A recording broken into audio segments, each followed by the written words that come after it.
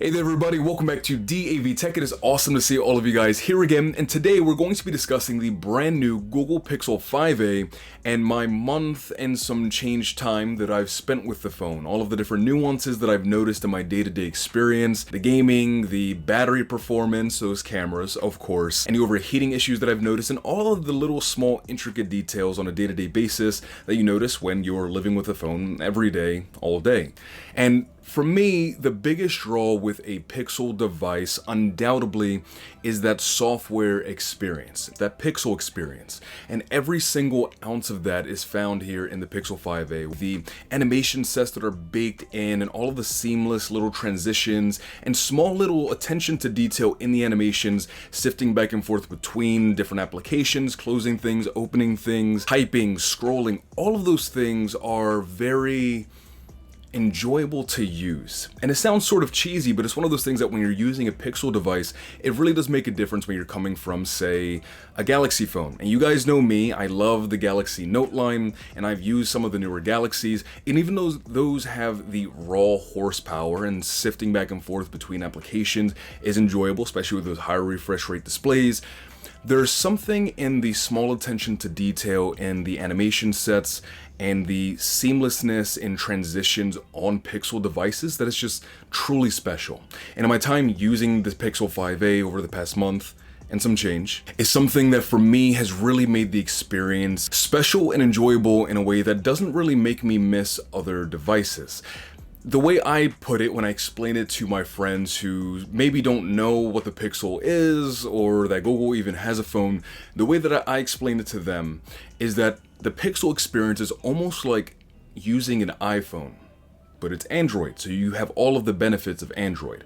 And for me, that's the biggest draw of a Pixel device. Now, one of the biggest differences in that Pixel experience between the 5 and the 5a is that this has a 60Hz refresh rate display while the 5 has 90Hz. I'm someone who notices the difference, but I can tell you from my month and some change time using this every single day, the foundation for that Pixel experience is such a polished one that although there is a difference, it's not a large detractor from the overall user experience on a day-to-day basis for the 5a. Now, this phone display is a 6.34-inch display, up from 6.2 on the 4a and 6 inches on the 5. The bigger screen real estate here is incredibly welcome, and the ergonomics of the device itself, how slim it is very easily a one-hand usable device. Oh, and the fingerprint sensor here is amazing. I think this is where all fingerprint sensors should rest. When you're using your phone, your finger just naturally sort of lays there, and on Pixel devices, as you guys probably know, you flick down on the fingerprint sensor and your notification shade goes down. And then when you flick up, the notification shade goes up. Super handy, super helpful. The screen real estate is incredibly welcome. Oh, if you guys are enjoying the video so far, a thumbs up goes a long way to helping me out here on the channel. And if you are new to the channel looking for more content like this, more tech reviews, that's kind of what I do here. So if you want to hang out, be a part of the community, and stay up to date with what I have next, hitting that subscribe button is the best way to do so, and it also helps me out a ton. Okay, back to your regularly scheduled video. Now, if you guys have seen my previous video where I put the Pixel 5a through a gaming stress test, if not, it'll be right here for you. Click that. Pretty cool video. Or if you guys have seen that video, you saw that the 5a handles the games like Asphalt 9, Call of Duty Mobile, Dragon Ball Legends, Punishing Gray Raven, all at either max or just about max settings incredibly well. Very few frame drops, if any, no stuttering or lagging, and the overall gaming experience is really smooth on the 5a despite the 765 chipset in here. Something I have noticed is that this phone gets quite warm, not only when playing games, but also when I'm doing what I would find basic, normal, everyday tasks, and something I'm not used to feeling most phones get super warm on. For example, if I'm navigating and have, say, a podcast on YouTube running at the same time, the phone will get warm. If I'm playing a game, the phone will get warm. Sometimes if I'm texting and have YouTube running in the background, the phone will get warm. Now, to the 5a's credit, not once, no matter how hot or warm this thing has gotten when I'm doing anything, Not once in the entire month and some change that I've used it, stuttered, lagged, or frozen up on me. And I think again that's a testament to that sort of software polish and pixel experience that Google has really done a great job of implementing on this device. Now, I've discussed watching YouTube videos on this, I've discussed playing a variety of different games, so one of the logical next questions would be, how are the speakers on this, especially when the speakers on, say, the 5, weren't really all that great, and that's an opinion that I also hold.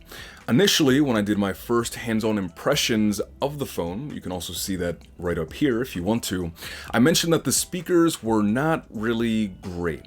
And though I don't think they're great, I do think they're a bit better than on the Pixel 5. I've actually found there's an additional layer of depth to the speakers on this that I didn't really find on the 5. I really think that the 5 speakers were just not good, unfortunately. Where on the 5A, I actually find that the speakers, when I'm playing a variety of different songs, playing a YouTube video, playing games especially, that the speakers have a good amount of oomph to them and a good amount of depth. Now, something interesting that I've found is that when you're toggling your volume, you have the little slider here on the right hand side of the screen, is that the volume is very low up until about the medium range point, about 50%, and you don't really notice the volume get too noticeably louder until you're about that 60 to 75% range, and then it's really when you notice the speakers kick into that higher gear, so to speak. Now honestly, I think the speakers could have been a bit louder when you're at maximum volume, but for the price point, everything that you're getting in this package, I think they're pretty solid at max volume. They're decently loud enough. Okay, so you guys probably want to know how the battery life is, right? So I'm actually going to keep this short and sweet. I have a lot of work to get to, so I'm going to show you some screenshots.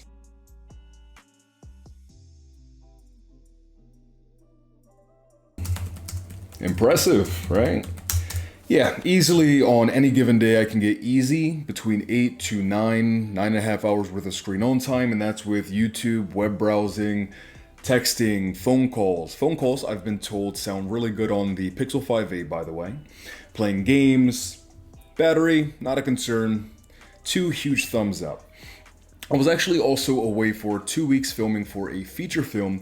I hadn't switched over my SIM card from my Galaxy to the Pixel in time, but I brought it along with me just to see how the standby time was, and battery life, not a concern on this thing. Alright, so you guys can get out of here now. Seriously, go. Other me has stuff for you that way. Now, something else that I've noticed is that when you're using YouTube and you swipe up so that you can get the little bubble so that you can listen to your video and watch it while you're doing something else, you can do that on the Pixel also. Though in my experience with other devices, if you swipe that off to the left or right side of the screen and hold it like in the pocket there, typically the audio will continue to play, which is beneficial if you're listening to, say, a podcast. Where on the Pixel, when you slide it into one of those pockets, it pauses the audio. Starting off with what I think everyone wants to know about, the battery life. So after using the iPhone 13 mini for 72 hours, I can confidently say that the battery issues have been significant. Starting off with what I think everyone wants to know about, the battery life. So after using the iPhone 13 mini for 72 hours, I can confidently say that the battery... Now I see why functionally this would make sense. Say you're watching a video like your favorite YouTuber and you want to watch their face as they're talking or something. It pauses the audio so that you can bring it back and you can pick up where you left off. For someone like myself that listens to a lot of doctors and psychiatrists podcasts on YouTube, this is something that I wish I could swipe off to the side, because now when I'm trying to do something else, I have a bubble that's kind of occupying my screen. Not a deal breaker by any means, just something interesting that I noticed and figured I would talk to you guys about if somebody out there is like me and likes to have the bubble off the screen while the audio is still playing. Now it's time to discuss the camera system on here. Now in my experience, the cameras on this, even the new wide angle lens that's on the 5A, all take great pictures. I feel like Google's claim to fame with Pixel devices, second to the software experience that you're getting, has always been the cameras. And this, for me, takes basically what you'd expect, pretty great to stellar pictures, great video. But I will show you guys a bunch of samples and I will let you decide for yourself and then we'll discuss the pink elephant in the room. It doesn't have to be pink, it can be blue or green or orange. There's an elephant, we're going to talk about it.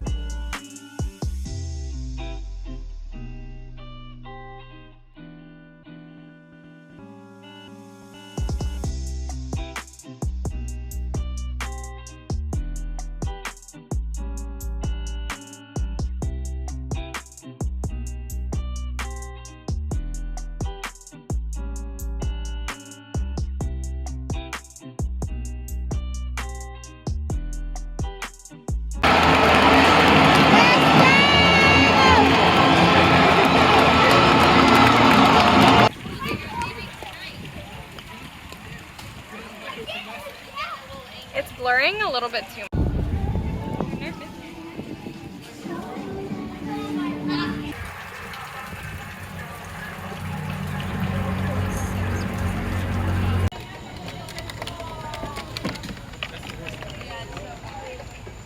Now in this $450 phone, you were getting 4K video recording at 60 frames per second. Where the elephant comes in, regardless of the color that you choose to paint the elephant, is that this phone does overheat, in my experience, when you're recording in 4K 60 for longer than about 2 minutes and 30 seconds or 2 minutes and 40 seconds. Now, I'm a bit split here. I'm split because on one hand, people are upset because this is 4K 60 and it overheats after that extended period of time. Part of me is thinking that for $450, you are getting such a great overall phone package, including a great camera system that takes, like you guys saw, great crisp pictures and really good video, but it does overheat. To go alongside that is, what are you recording on your phone in 4K 60 for that long for? Like, I'm thinking to myself, say for example I was at a concert and I wanted to record the concert. I can't think of a reason that I would record that in 4K 60 over 4K 30 if for no other reason than the storage. 4K 30 is going to get me exactly what I need out of the phone to record the concert. It's not going to overheat. In my experience, I've been able to leave on 4K 30 for a really long period of time. Hasn't overheated. And I'm not chewing up the 128 gigabytes of storage that's in the phone. Or say you want to use this as a YouTube camera, right? You're starting up, you have your Pixel 5a, sort of can do a lot of different things when you use it as a YouTube cam. And say you want to record B-roll. You can use 4K 60, but your B-roll is not going to take you 2 minutes and 30 seconds in one shot to record. You're going to be recording 5 seconds here, 10 seconds here, 15 seconds there, maybe, if you're going for like a cool cinematic pan look. Now the other side of me is the pro-consumer side is thinking, well, $450 is $450. That's not nothing, you know?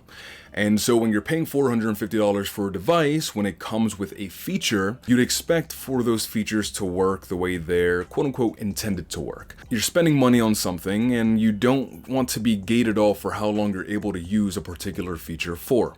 So the pro-consumer side of me definitely sees that viewpoint also. Me personally, if I were buying this phone with my own hard-earned money, I don't think I would care that much because I can't think of a tangible reason, because I can't think of a practical reason that I would personally use 4K 60 for a super extended period of time.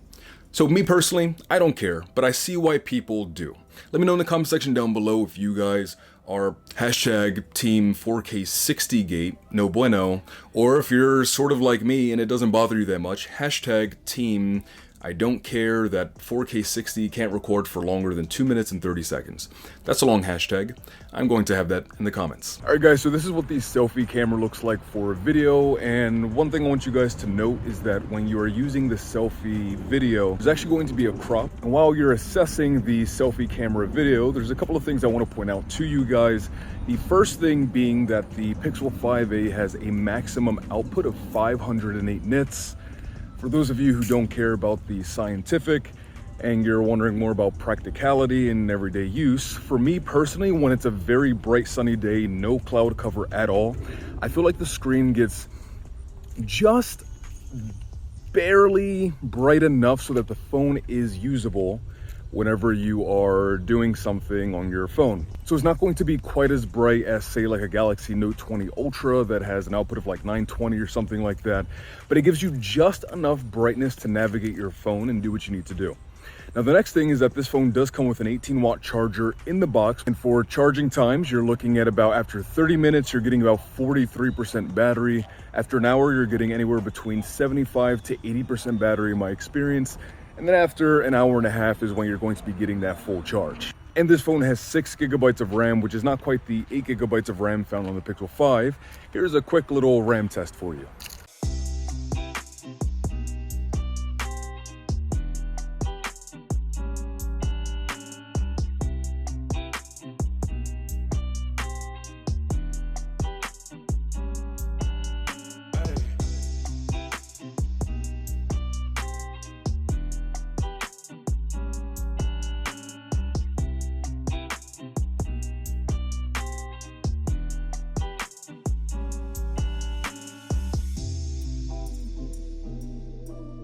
Now, in my experience, if I have a game running in the background alongside a couple of other apps, I can have that one game and about 4, maybe 5 normal applications like Twitter, Facebook, Google Chrome, and things like that. Where if I don't have a game in the background, I can have around 7 to 8, maybe 9 of those normal applications. So again, like Twitter, Amazon Shopping, Google Docs, a note-keeping application, and those types of things. Now, full disclaimer, Google did send me the 5A to review for you guys, which I really do appreciate. But like with anything else here that I review on the channel, my job is to be as objective as possible, highlighting the good and the bad of all the devices, whether they're sent to me or not sent to me, so that you guys can go home and make a well-informed purchasing decision.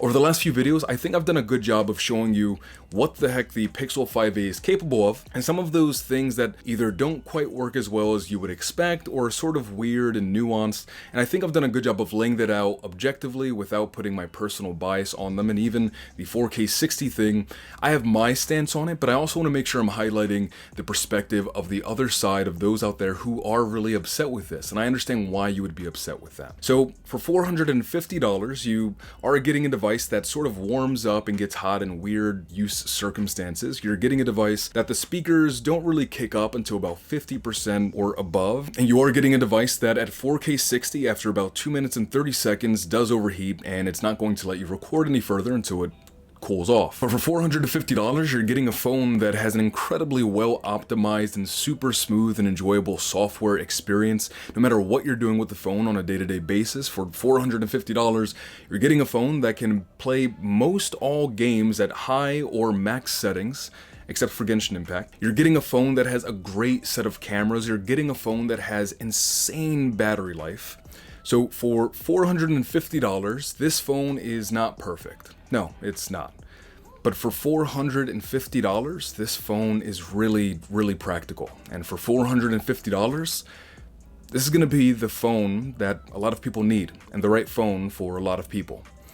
So thank you guys so much again for stopping by and hanging out. I hope this could be really helpful for those of you who stop by looking to see if the Pixel 5a is worth picking up.